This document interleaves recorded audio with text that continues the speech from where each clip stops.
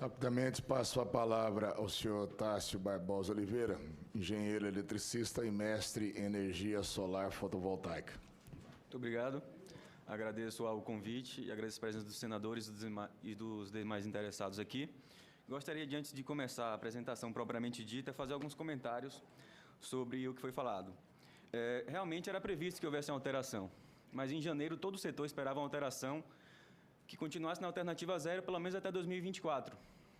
E a ANEEL falou muitas vezes que prezava pela previsibilidade.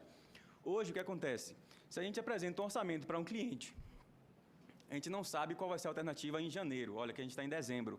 Eu não sei o que vai acontecer em janeiro. Não tem como dizer que é previsibilidade uma alteração que em janeiro pode estar de um jeito que ninguém espera, pode quebrar várias empresas. Então, o primeiro ponto é esse. E quem não tem GD, quem tem GD passa a conta para o vizinho, olha, a gente pega vários exemplos que tornam-se falaciosos pelo simples fato de que não dá para você comparar duas casas, uma com GD e outra sem. A gente tem 2 casas com GD e 1.000 casas sem. Claro que se a gente tivesse 50% de inserção, a gente estaria falando de outra coisa, mas não é. Cada pessoa que entra com a GD, são 25 usuários que entram na rede, então a gente não está tendo diminuição de mercado, não é essa transferência, a gente tem que começar a fazer as comparações corretas. E se a gente falar, quem usa geração distribuída não está pagando os impostos, então quem sai da rede, quem coloca a bateria, também não está pagando os impostos, a gente deveria cobrar. Seria essa a alternativa da ANEEL, não sei, daqui a 2, 3 anos, quando a gente começar a ter baterias, eu acho que não seria razoável. A gente tem que mudar o pensamento, a gente tem que tratar a energia fotovoltaica como eficiência energética. Ninguém vai chegar e cobrar de uma pessoa que está colocando LED nas suas casas, pelo menos assim a gente espera. E quando se fala no Reino Unido, tiraram-se todos os benefícios e continua com payback. Qual é o custo do capital no Reino Unido? Aqui a gente tem 1,1% ao mês, no Reino Unido é 1,1% ao ano. Então não dá para comparar o Brasil com o Reino Unido. Aqui poderia ter 3 vezes mais sol, o custo do capital é 10 vezes maior. Então, a gente tem que ver as premissas.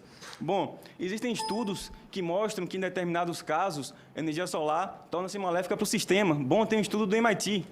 Mas você não pode julgar o estudo pela capa, não pode ler só o título e tomar as conclusões. Vamos abrir esse estudo, o que é que ele fala? Ele fala que, se você tem uma tarifa volumétrica, no Brasil a gente tem, para baixa tensão, você poderia estar colocando custos para os demais consumidores. Porém, o que acontece nos Estados Unidos não é o que acontece aqui. Aqui a maior parte do consumo, o pico da demanda, está no verão, está entre 14 e 16 horas. Se a gente injeta nesse horário, no horário de energia cara, a gente diminui o pico, a gente posterga investimentos, a gente ajuda toda a sociedade. A gente tem uma bateria fenomenal, que são as hidrelétricas. A gente pode usar essa bateria para um bem comum. A gente não precisa instalar bateria em cada casa. Então, vamos abrir esses estudos, vamos ver as diferenças e se realmente a gente tem taxação ou não. Não vamos julgar pela capa. E se vocês quiserem abrir o site da ANEEL para ver o que são subsídios de verdade, a gente vai ver lá. Carvão, quase 1 bilhão. Diesel, 6 bilhões. Descontos, 10 bilhões. Fotovoltaico, eu não achei. Não sei se a ANEEL ainda não colocou e vai colocar, porque lá não tem nenhum tipo de subsídio para fotovoltaico. E, com certeza, se você gera energia solar fotovoltaica, você diminui a necessidade de carvão, você diminui a necessidade de diesel e diminui também a necessidade de dar descontos para quem precisa, que hoje são os agricultores e o pessoal de baixa renda. Então, temos que ter muito, muito cuidado ao fazer alguns tipos de comparação. E eu fiquei muito feliz com a notícia, que eu também não sabia, que a gente colocou, o setor privado colocou 100 megas em uma semana. A notícia é ótima. A gente tem que valorizar a iniciativa privada. Eu faço um ponto para reflexão aqui. Quantas semanas demoraria a iniciativa pública, o governo federal, para colocar 100 megas de geração solar no Brasil? Eu não sei nem se a gente está falando de semanas. Então, a gente tem que valorizar a iniciativa privada muito. Bom, aqui eu quero mostrar um pouco como se desenvolveu esse trabalho da ANEEL. Começou na CP 10, ano passado, muito aberta, recebeu 1.500 contribuições só nessa CP. O setor estava confiante que a ANEEL iria analisar todos os parâmetros da forma devida. Depois, começou-se a audiência pública em janeiro. A gente teve mais 3 meses de contribuições, 360 contribuições, e a ANEEL falou, olha, a gente vai continuar na alternativa 0 e em 2024 a gente muda para a alternativa 1.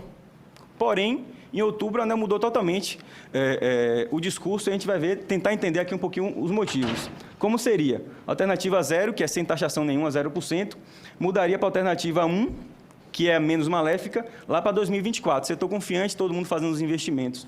Quando a gente passa para o que a ANEEL fez em outubro, ela surpreende, dia 15, 10 mil empresas, 100 mil empregados indiretos e diretos e 130 mil prosumidores, que são quem produz energia.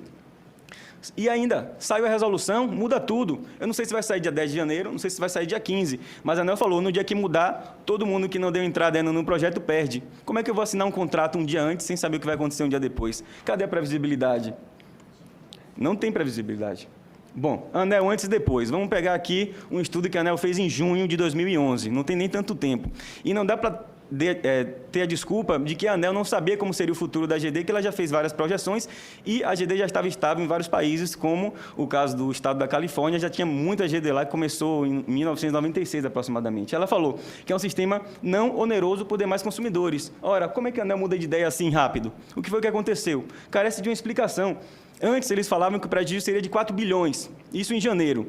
Aí aconteceu alguma coisa que todos nós queremos saber, esse prejuízo foi para 23 bilhões. E, nesse meio tempo, a ANEEL lançou uma nota técnica explicando para os deputados por que a tarifa do Pará tinha aumentado tanto. E eles falaram que tinha muitas perdas, etc. E quais foram as soluções dadas? Bom, para a concessionária, aumentar a fiscalização, para diminuir furtos, etc., para o consumidor, geração distribuída. Ou seja, vamos diminuir a tarifa com geração distribuída. Isso em agosto. Em outubro, a ANEEL se contradiz totalmente. Então, a gente não pode ter uma confiança, a confiança que a gente queria ter na ANEEL, a gente não consegue, porque há diversas contradições. Então, fica a questão, a gente pode confiar na ANEEL, a gente pode confiar nos estudos da ANEEL, vamos abrir esses estudos. Bom, a ANEEL divulgou uma planilha bastante complexa, e o objetivo dessa planilha era saber o quê? Qual é o impacto para os demais usuários? Acho que isso todo mundo está perguntando, uma pergunta de $1 milhão. Mas, quando a gente clica ali, naquela célula, a gente vê impacto para os demais usuários, R$ 191,00. Para a distribuidora, 138. De onde saiu esse número? Isso daí foi uma simulação que essa planilha deu esse resultado? Não. É a entrada da planilha. Então, a planilha que quer calcular o impacto para os consumidores usa como uma premissa que o impacto para os consumidores já é de R$ 138,00 por megawatt-hora, R$ 191,00 por megawatt-hora. Então, como é que a gente pega uma planilha que já tem como premissa o resultado? Fica muito complicado fazer esse tipo de análise. O que é que diz essa nota? Geração distribuída faz com que o mercado de energia distribuidora diminua. A ANEEL mostra o tempo todo preocupação com a diminuição do mercado. Ora, isso é um risco da distribuidora, não é um risco nosso, não é um risco da população. Eles estão com medo do efeito Uber. Daqui a pouco vai começar a colocar bateria, vai diminuir bastante o mercado das distribuidoras, mas não é a gente que tem que estar preocupado com isso, são as próprias distribuidoras. Bom, a ANEEL fala que não é objetivo do presente estudo, o que diz do impacto dos demais consumidores, avaliar os potenciais benefícios. Ora, de quem é? Quem é que tem que avaliar os benefícios, se não é a ANEEL? Se não é o Ministério da Economia? Só nos resta pedir para o Senado, pedir para o Congresso uma ajuda. Se a ANEEL não está avaliando isso, quem é que vai avaliar? Bom, se a gente coloca energia solar, a gente diminui, pode diminuir CDE, pode diminuir Proinfa, vários encargos podem ser diminuídos para quem coloca energia distribuída. Então, a gente não pode achar que vai sair uma pessoa ali do denominador, vai aumentar o prejuízo para todo mundo. Vai sair custo também do numerador. É muito mais complicado. Olha, o risco do mercado, o que é que ela fala? Em que pese a redução do faturamento da parcela B, que é o que vai para a distribuidora, não existe hoje mecanismo associado com a recomposição da perda, sendo considerado como risco de mercado da distribuidora. Ótimo, perfeito. Só que quando chega no slide seguinte, ela considera esse risco da distribuidora a cada 4 anos na revisão tarifária, vai para o consumidor, dando prejuízo para o consumidor a partir do risco da distribuidora de R$ 15 bilhões. Vamos tentar entender por que isso está acontecendo, que eu estudei bastante essa planilha e até hoje não entendi. Vamos lá, o que eu achei mais incrível agora. O que eu achei mais incrível.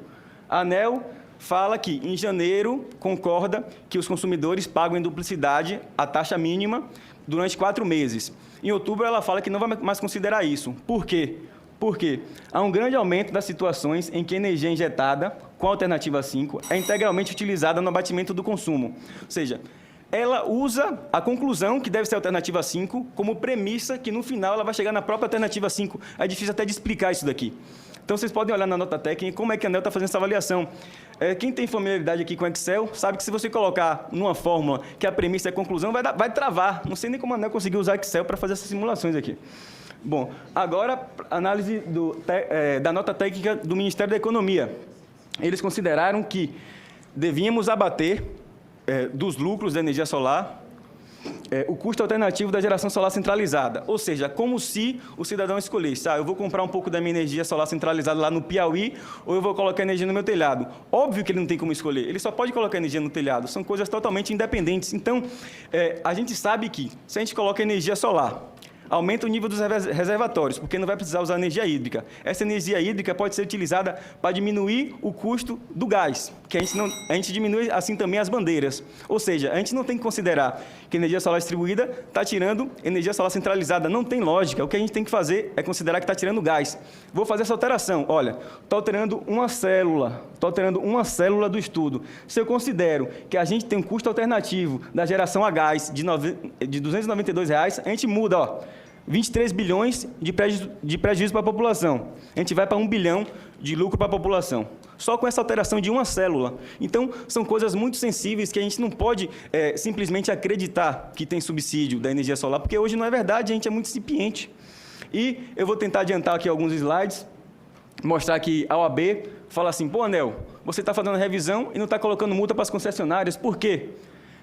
A AJUF, dos juízes federais, fala que também há muita insegurança jurídica. A OAB, eu tinha falado também que ela quer que a ANEEL coloque multa para as concessionárias.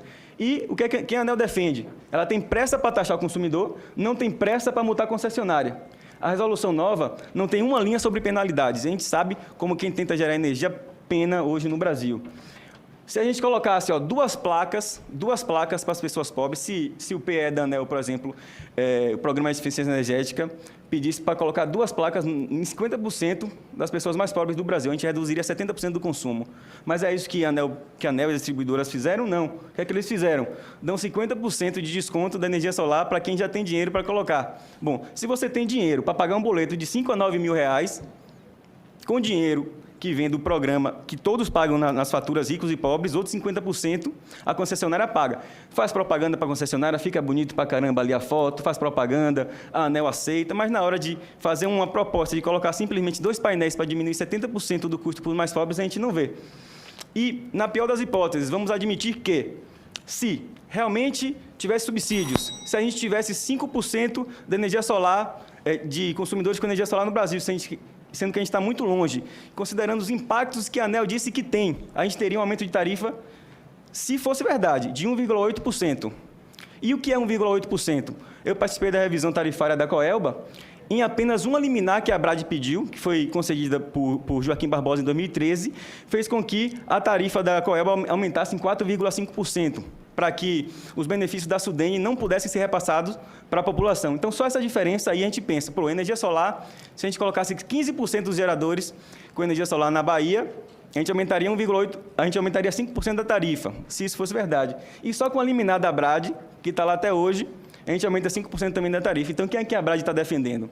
E eu quero que vocês vejam a energia solar como um Procel. O que é o Procel? Diminuição de custo, diminuição de uso de energia. Por exemplo, a gente coloca um LED, a gente troca o motor. O que é que o Procel fala? Só mais um minutinho. O que é que o Procel fala? Temos 22 terawatts-hora, ou 22 bilhões de quilowatts-horas economizados em 2018. Energia solar é 1,7, 13 vezes menos. Eu fiz aqui uma releitura. Primeiro eu vou mostrar para vocês o que o Procel fala e depois uma releitura do que a ANEEL falaria com o mesmo texto do Procel. Vamos lá.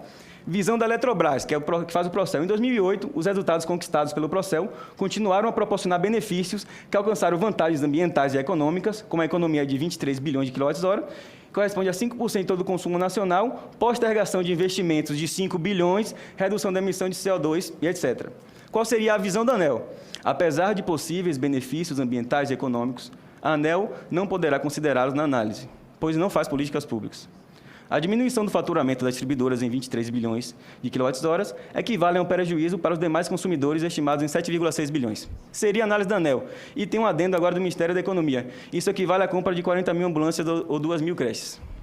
Então, só para vocês perceberem que a diferença aqui é muito filosófica de o que significa energia solar hoje. A gente pode fazer o quê? Taxar Procel, taxar troca de lâmpada por LED, taxar uso de gerador a diesel. Se a empresa falir, a gente tem que taxar também, porque eles estão deixando de pagar imposto, não pode nem falir no Brasil, e não taxar Procel nem energia solar. O que a gente não pode fazer é taxar energia solar e não taxar o Procel, que a ANEEL está propondo. Então, é um pouco de incongruência. A gente finaliza aqui mostrando um pouco do eclipse que a ANEEL está proporcionando no Brasil, está tentando, de fato, tapar o sol com a canetada, tapar o sol com a caneta. Com a proposta hoje que eles querem é que uma conta que iria de R$ 1.000 para mais ou menos 80 chegue a 658, e do nada, de um dia para o outro, de dezembro para janeiro, a gente tem essa mudança. O payback, a gente utilizou a planilha da ANEEL, para não ter nenhum tipo de confusão. Custo de capital que a ANEEL colocou, 4% ao ano. Quem é que toma dinheiro aqui 4% ao ano? Se a gente mudar para 14% ao ano, o payback sai de 7 anos e meio para 21. Vida útil do sistema é 25 anos. Quem vai fazer aqui o investimento vai recuperar em 21 anos. Estou usando a planilha da ANEEL. Se quiser depois repetir esses cálculos, está lá. Aprendendo com a Califórnia. A Califórnia cobra hoje, depois de ter mais de 5% de energia solar, o equivalente a 10 centavos por quilowatt-hora. Segundo a proposta da ANEEL, a gente iria para 62% de 80 centavos, ou seja, 50 centavos por quilowatt-hora. Seria justo, mesmo se a gente causasse prejuízo e grande para a sociedade, seria justo pagar 50 centavos por quilowatt-hora injetado. Alguém tem noção? 5 vezes mais do que a Califórnia, que já tem 20 vezes mais geração do que o Brasil. E é hora de fazer isso. Só para finalizar com a Espanha mudou 9 vezes a regra do jogo. Aqui o gráfico, em 2008 lá explodiu, depois até 2015 não teve praticamente nada. Eu, pessoalmente, fiz um mestrado na Espanha, tinha 15 colegas, 2 deles eram espanhóis, tinha mais colombianos do que espanhóis lá na Espanha, fazendo esse curso, justamente por causa dessa insegurança jurídica. Qual é o rumo que a gente quer tomar? A gente quer aprender com os erros da Espanha, aprender com os erros dos outros, porque daí a gente não precisa errar, ou a gente quer errar novamente? Vamos aprender com o rumo da Califórnia. E, para finalizar, eu quero perguntar para vocês qual será o nosso rumo, porque o nosso rumo depende efetivamente de vocês, os congressistas. Faço um apelo para a ANEEL, que ele deixe o sol da liberdade brilhar em raios fúlgidos, e, enquanto houver sol, haverá esperança. Muito obrigado. Somebody love.